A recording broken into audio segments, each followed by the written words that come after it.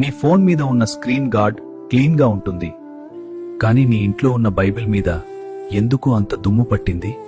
లోకపు వార్తలు చదవడానికి, సోషల్ మీడియా పోస్టులు చూడటానికి గంటలు సమయం ఉంటుంది. మరి నీ ప్రాణాన్ని కాపాడే దేవుని వాక్యం తీయడానికి ఒక్క నిమిషం కూడా లేదా? బాప్తిస్మం తీసుకున్న రోజు నీ వాక్యమే నా పాదములకు దీపం అన్నావు. మరిప్పుడు ఆ దీపం ఆరిపోయి చీకటిలో ఎందుకు తడబడుతున్నావు? వాక్యం లేని క్రైస్తవుడు తూటాలు లేని తుపాకీ లాంటివాడు. మరి ఇప్పుడు ఆ దీపం ఆరిపోయి చీకటిలో ఎందుకు తడబడుతున్నావు?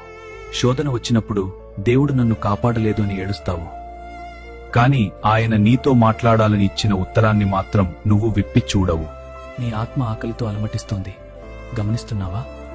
కీర్తనలు 119 ఏం చెబుతుందంటే, నీ వాక్యము నా పాదములకు దీపమును, నా త్రోవకు వెలుగునై ఉన్నది. వెలుగులేని చోట నువ్వు నడవగలవా?